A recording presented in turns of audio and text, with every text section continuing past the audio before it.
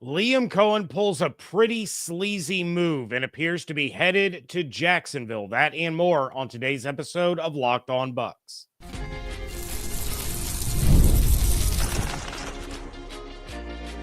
You are Locked On Buccaneers, your daily Tampa Bay Buccaneers podcast. Part of the Locked On Podcast Network, your team every day.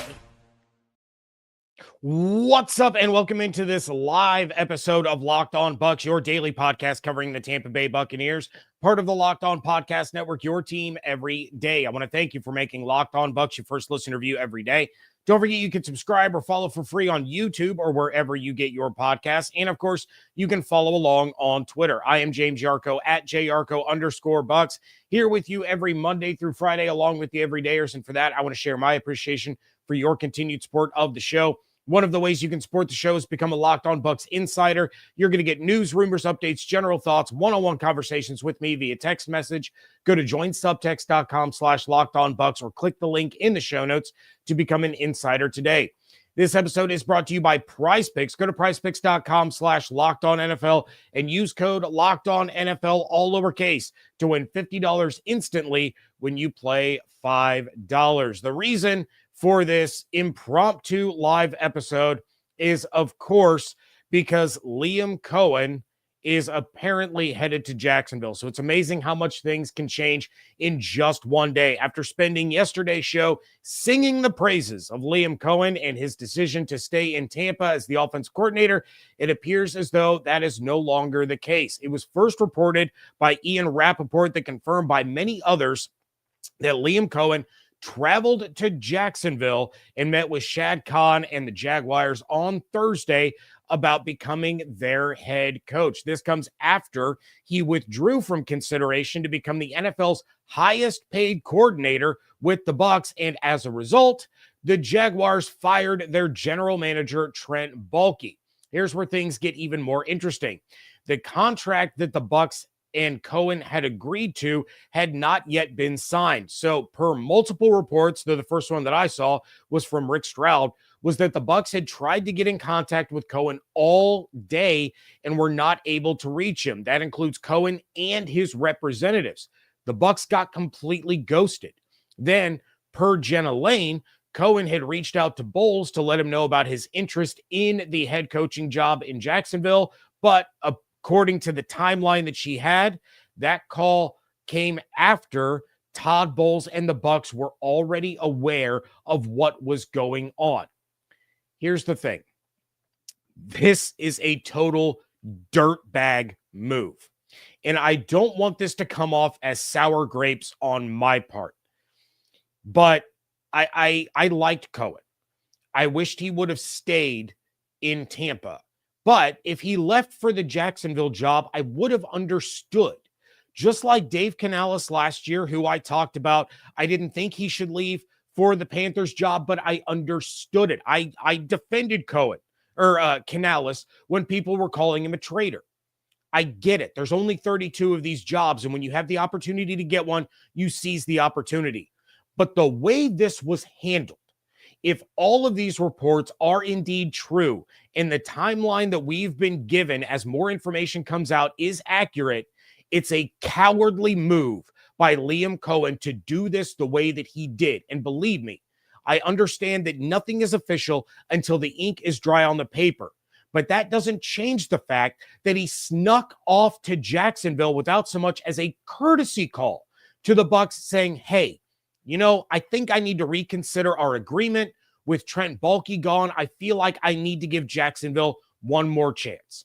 Yeah, it would still suck and it would still be a blow to the Buccaneers organization, but at least it would have been honest. It would have been on the up and up. Instead, he sneaks off and then sends the Bucs straight to voicemail all day long on Thursday while they're trying to get an idea as to when he's going to sign this deal and what his staff is going to look like.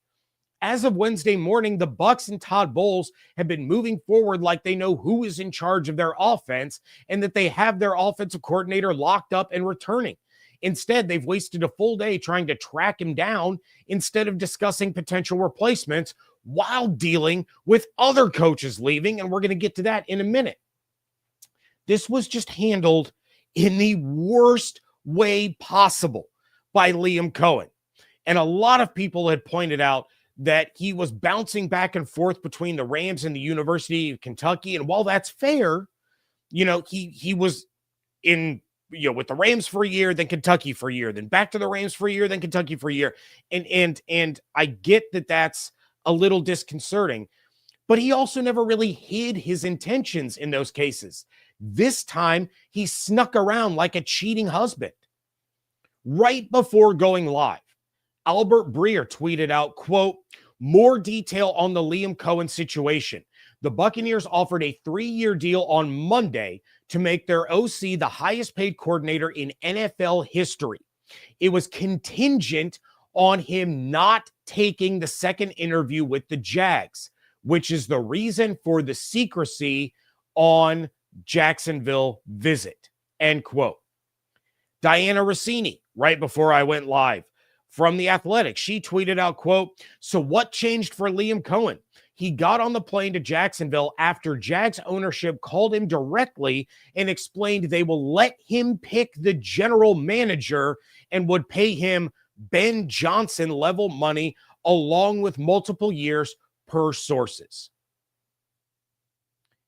Here's the fallout from all of this. I mentioned yesterday that I thought that Cohen leaving increased the odds of Chris Godwin leaving. I'm not sure I totally believe that situation now, at least not in the sense that he would leave to go play for Cohen in Jacksonville. Not after seeing the way all this went down. He might still leave to play somewhere else, depending on who the Bucs' new offensive coordinator is going to be. But I think some players are going to see how this was handled and have a little hesitation to go play for a guy that doesn't stick around in one place very long and is not a man of his word. And again, I understand there are only 32 of these jobs. You have to take advantage of those opportunities when they're right in front of you, but do it the right way. You don't play games with people that trusted you and believed that you were a big part of the future of this team. Maybe this works out for Cohen and he goes 11-6 Jacksonville in a crap AFC South division and he wins it and he makes the playoffs. Very possible.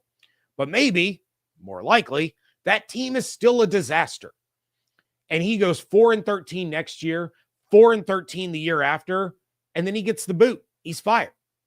Then in hindsight, he would probably see that staying in Tampa would have been the better long-term career move. But again, I get it. I have never once faulted a coordinator that took the opportunity to become a head coach. Just like many of you longtime everydayers know, I will never fault a player leaving a team in free agency to go get their money. I have never once done that. I have always said that NFL players have to make the most of their opportunities when they're there. And I will not bash players in free agency to go get a giant wad of cash. I won't do it. Because we all would do the exact same thing. Every single one of us, that are in the chat, listening later, watching later, you would all leave your company for their biggest competition if it was the better thing for you and your family and the financial situation, the benefit situation, all of it. So I will never fault a player for doing that. I will never fault a coordinator for taking an opportunity to become a head coach and be in charge of a football team. I didn't bash Canales for it. I wished him well. My issue is the deceitful nature in which Cohen did all of this. There's no other way to say it. It was sleazy. It was shady. It was a dirt bag move. So Jaguars fans are all hyped up because the guy that led the Bucs to all those top 4 statistics that I talked about yesterday is going to come and coach their team and coach their offense. For Cohen, it's a downgrade across the board at every single position compared to what he had in Tampa, but he's going to head over there. Bucs fans are understandably pissed that the rug just got pulled out from under him. And I'll tell you what, and I've seen some of the people in the chat talking about it, I think despite his flaws, I would rather have a person like Todd Bowles leading this team than a person like Liam Coen. I was all in on Cohen being the next head coach. I talked about it dozens of times on this show. But his character just had an enormous spotlight placed on it. And I don't think that's the kind of leader that you want for your team. I don't think that's the kind of leader that meshes with the culture that this team has cultivated over the last 5 years. So while as of this moment, I have not seen that Cohen's deal with Jacksonville is officially done, but as Albert Breer also said, this has reached a point of no return.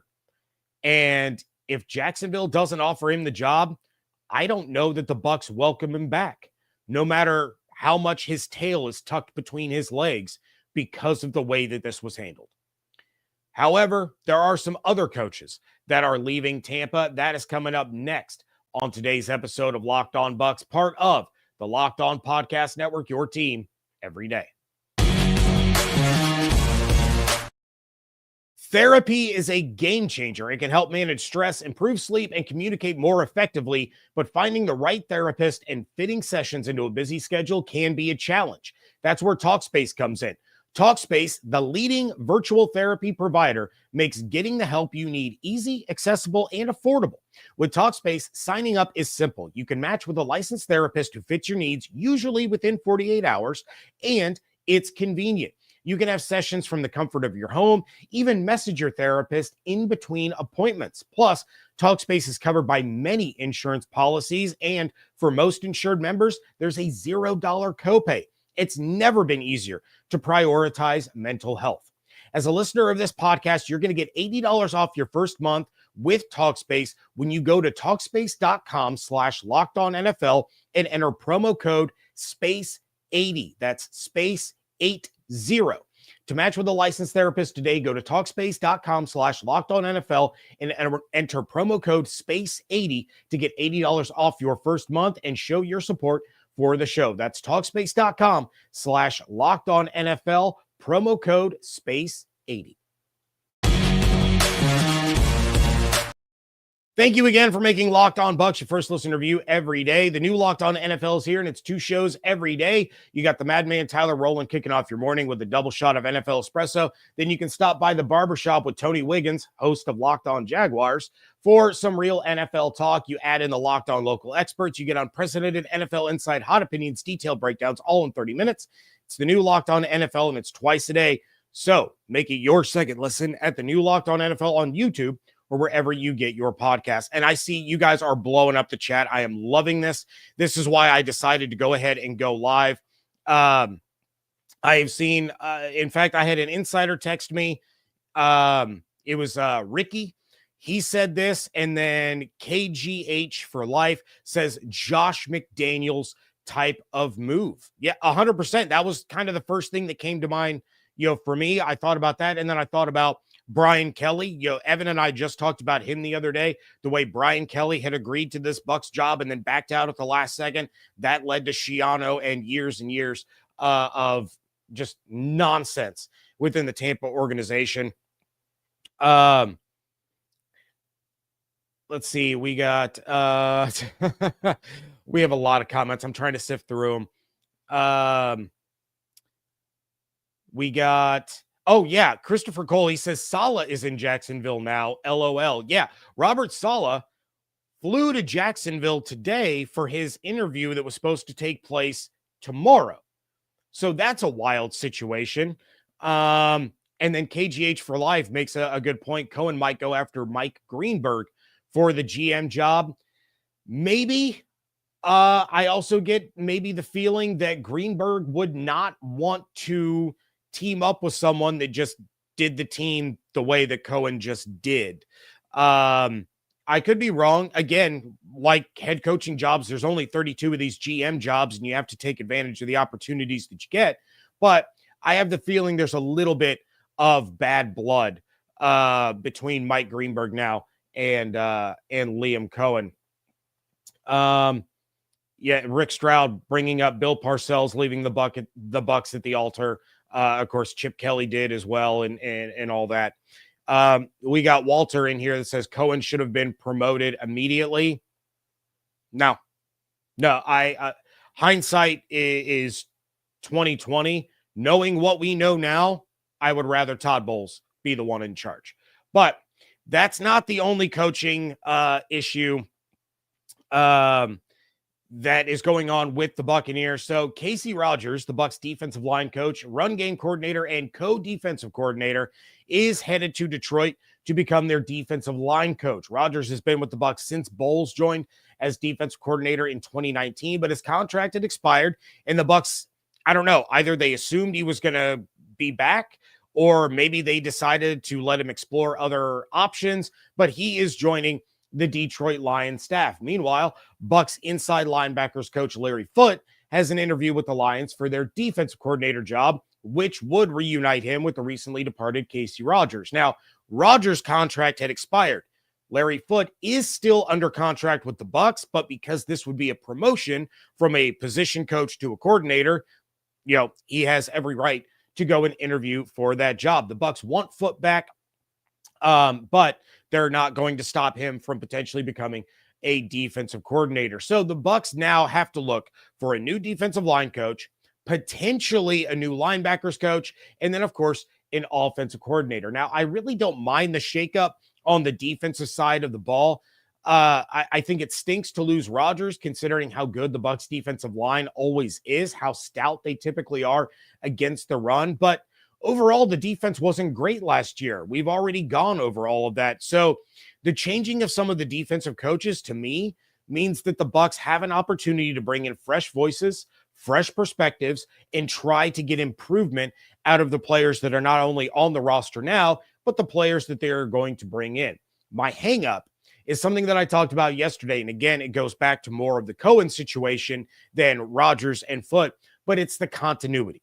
Once again, the Bucs are looking for an offensive coordinator. Once again, Baker Mayfield is going to have to learn and effectively operate a new offense since he's never had the same coordinator 2 years in a row. Once again, this offense has no continuity from one year to the next to build off their success. They have to start from scratch again. And maybe they're as good or even better in 2025 than they were in 2024. But that doesn't necessarily mean that they're better than they could have been staying in the same offense 2 years in a row. This puts in jeopardy the ability to re-sign Chris Godwin if he decides he doesn't like the coordinator coming in or the offense that guy runs. This puts in jeopardy re-signing Ben Bredeson and keeping that offensive line together. This puts in jeopardy the utilization of guys like Bucky Irving, Payne Durham, Devin Culp, depending on the new scheme. Yes, we know Bucky Irving is an absolutely incredible weapon, and it's blasphemous that he was not one of the 5 finalists for Offensive Rookie of the Year. No, he would not have beaten out Jaden Daniels, but they want to try to tell us that Bucky Irving wasn't better than Malik Neighbors and Brian Thomas Jr. Get out of here with that. That's nonsense. But if you bring in a coordinator that is really, really, really pass heavy, and typically their running backs only get a dozen touches a game, that's going to put a damper on what Bucky Irving can accomplish. We want to see Bucky getting 18 to 20 touches a game, not 10 to 12. So, the great unknown is the issue that we're dealing with now. And once again, we're changing the landscape of the strength of the Buccaneers team. The more you keep messing with it, the more volatile it can become. The higher risk is there that you're going to suffer regression on the offensive side of the ball when you keep having to change coordinators year after year after year. That's not something that this team, as currently constructed, can afford. When your defense is giving up over 20 points a game, then it's on the offense to make sure that they are scoring more than the defense is allowing. That's the strength. That's how the Bucs went on the run that they did. And that needs to continue. You want the defense to get better and start to only allow 16 or 17 a game, so it makes things a little bit easier. But right now, the pressure is on the offense. And with these constant changes, it becomes more and more difficult. Something else to keep in mind is that Cohen could very well try to get some of the Bucs coaches to join him in Jacksonville. You got Thad Lewis, the quarterback's coach, or you got Josh Grizzard, the passing game coordinator. Those guys could be leaving too. So this domino effect is more than simply replacing Liam Coen. You could wind up with multiple position coaches that you have to replace. Maybe they see the way that Cohen handled all this and they say, no, I'm not going to go work for that dude because who knows where he's going to be next year. But continuity is just, it's so important, but it's so rarely discussed. The Bucs have had basically little to none of that on the offensive side of the ball for the last 4 years. And again, it's a testament to their ability to find the right coordinator to run the offense when they keep getting plucked away to be head coaches. But this was always the danger of keeping Todd Bowles. Though, as I said earlier, at this point, I think it's better for the team. I think it's better for the locker room that Todd Bowles is the one staying around when you take a look at the culture of the team and the character of the two coaches that we're talking about. So the Bucs for years and years and years had a culture issue where, players were, they were just flat out not good. They were always with bad attitudes. Coaches were coming and going. The culture was terrible. Under Todd Bowles, stemming from the Bruce Arians and the Tom Brady years, that culture is one of winning. These guys want to win. They come to Tampa to win. It didn't used to be that way. When they were signing guys like Carl Nix and Deshaun Goldson and Vincent Jackson and, these trading for Darrelle Revis, guys were coming here for the money. They were getting those big fat paychecks. They weren't coming to win. They were coming to get money. Now they come to Tampa because they expect to be in the playoffs and they expect to compete. I'm going to go ahead and throw out some names that could potentially replace Liam Coen. That is coming up next on today's episode of Locked On Bucs. From the first whistle to the final drive, FanDuel makes the NFL playoffs even more exciting. Right now, new customers can bet $5 and get $300 in bonus bets if you win your first bet. That's $300 to keep the action going. The FanDuel app is easy to navigate, and the variety of bets keeps every game exciting. Plus, when you win, you get paid instantly. No waiting around for your winnings. Whether you're betting on your favorite team or just looking to add some extra excitement to the playoffs, FanDuel has you covered. The Eagles and Chiefs are both favored to win this weekend, with the Eagles being the Super Bowl favorite at plus 175. The Chiefs come in at second place at plus 210. Then the Bills at plus 250 and the Commanders at plus 850. Visit FanDuel.com to join today and get started with $300 in bonus bets. That's FanDuel.com. Make this playoff season unforgettable with FanDuel, an official sportsbook partner of the NFL. Wrapping things up here on a live episode of Locked On Bucs, reacting to all of this Liam Coen nonsense. You guys are crushing it in the chat. Thank you all so much for joining with absolutely no notice whatsoever. It was I was working on this episode and I was like, we need to go live. These Bucs fans are upset. They want to go somewhere where they can vent, they can talk. But this is it's an interesting situation. Looks like there is a report now that Robert Saleh is headed back to San Francisco as defensive coordinator. So I think this, obviously this Liam Coen stuff was pretty much done once he breached the agreement to be the highest paid coordinator under the stipulation that there was no second interview in Jacksonville. He threw that out the window as soon as he went down there. So, Cohen's gone. But on Tuesday's show, Evan Klosky mentioned Chip Kelly, Clint Kubiak, and Mike LaFleur as potential offensive coordinator candidates. I'm not going to lie. I think they're all solid choices. As much as I have held a grudge against Kelly for over a decade for what happened with the Bucs, and then the fact that he's an Ohio State Buckeye makes it even worse. But his offense would be electric with the weapons that they have in Tampa. And I think Evan had an even better point that it's highly unlikely that anyone poaches Chip Kelly to be a head coach. Going from coordinator to head coach, that ship kind of sailed for Kelly with his stints with the Eagles and the 49ers. So at least he would be around for a little bit. But some other names that I would find interesting. Brian Fleury, the tight ends coach in San Francisco. Tommy Reese, the tight ends coach and pass game specialist with the Cleveland Browns. And then Nick Caley, the tight ends coach and pass game coordinator with the Rams. So running through these in kind of a Cliff's Notes version. Obviously, with Cohen leaving, I'm going to start doing deep dives on potential coordinator candidates, just like I did last year, because apparently that's an annual thing for the Buccaneers. But yes, I get that all of these guys are tight ends coaches. However, starting with Fleury, this is a Shanahan disciple. Those tend to pan out pretty well. Fleury started in the NFL in 2013 as the Bills quality control coach.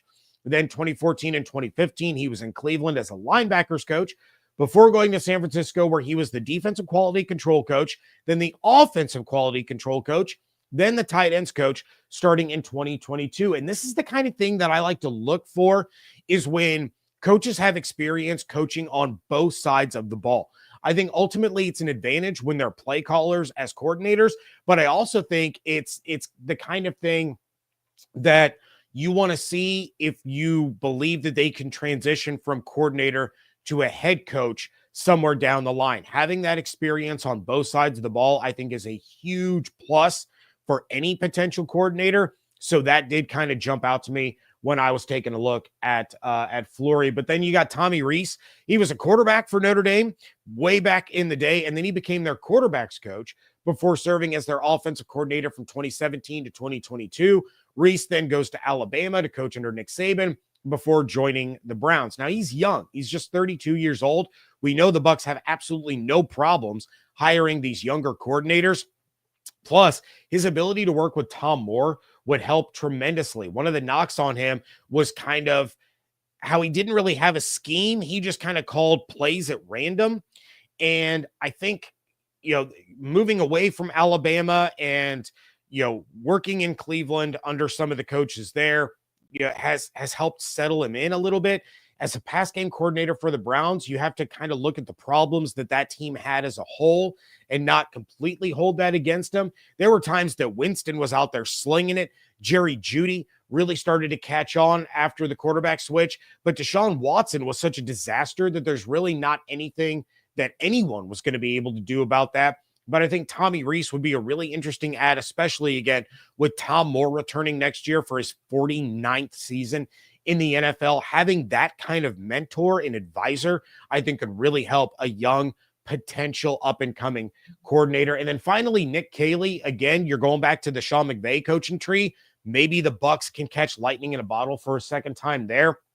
But Caley joined the Patriots back in 2015. He became their tight ends coach in 2017. Then he left the Pats after 2022 when essentially he was overlooked for their offensive coordinator job. Then he's been in Los Angeles with Sean McVay the last 2 seasons, so no overlap with Baker in this instance, but he has been McVay's tight ends coach and passing game coordinator since for the last 2 years. He's been a big part of implementing a more up-tempo style in Los Angeles the last 2 years and started utilizing more Patriots concepts into the Rams offense. And that's something that the Bucs would be familiar with for those that are still here from the Brady days. And you have plenty of carryover from those rosters.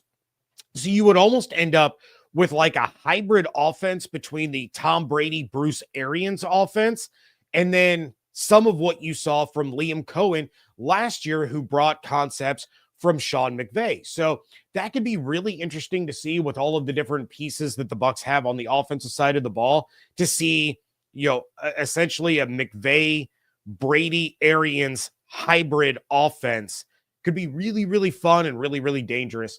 But again, I'm going to dive more into candidates moving forward, since apparently we're going to do offensive coordinator watch again this year. I did want to throw out a couple of names that I thought were interesting. And then I'll also be doing a deeper dive on Evan's names as well and their histories as offensive coordinators. And then finally, the end of season award show is finally coming tomorrow. I wanted it to be today. I was ready for it to be today. I had graphics ready to roll to do it today, but then Liam decided to be a gigantic jerk and screw everything up. Going to jump into the chat one last time before we get out of here. David Stacks, my dude, he says Evans doesn't seem to be too worried according to his Instagram post. Yeah, Mike Evans posted, I believe it was a Bible verse on Instagram with a photo of himself, basically, yeah, saying that he's not too worried about it. Let's see, we got Lakita. I will reiterate, we will be fine. We have good, smart players who value loyalty and are a brotherhood. Baker has so much experience, as does Mike Evans, that we have the core strength to rise above. I agree 100%. This is still going to be a very, very good offense. It's still going to be a very, very dangerous team to go against. And, again, the grass isn't always greener on the other side. And maybe Liam Coen learns that the hard way.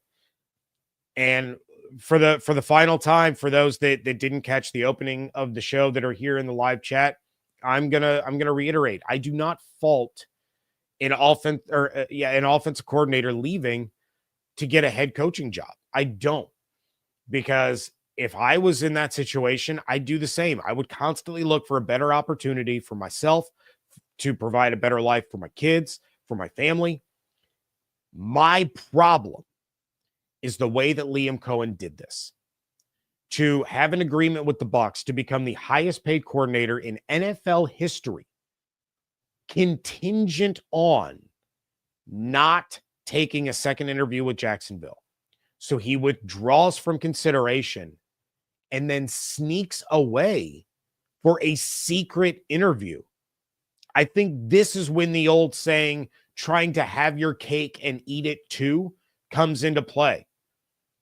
And it wasn't until, the Bucs already knew what he was doing that he bothered to contact anyone, despite their repeated attempts to contact him throughout the day to get that contract signed and start working on getting his staff together. It was a cowardly move. It was a dirtbag of a move. And you reap what you sow. And we're going to see how that pans out. That's going to do it for this episode of Locked On Bucs. Please check out everything going on over on Twitter at Locked On Bucs, at @Yarcho_Bucs. Become a Locked On Bucs insider. Go to joinsubtext.com/LockedOnBucs or click the link in the show notes. And please make sure that you are subscribed on YouTube with those notifications turned on so you know when I go live in situations like this, as well as your favorite podcast platform. Again, thank you all who joined in on the live show. I've watched the numbers. You guys are the absolute best. Thank you so much for joining me. And hope you all have an absolutely outstanding day. Stay safe, stay healthy, fire the cannons. I want to thank you so much for joining me right here on Locked On Bucs, part of the Locked On Podcast Network, your team every day.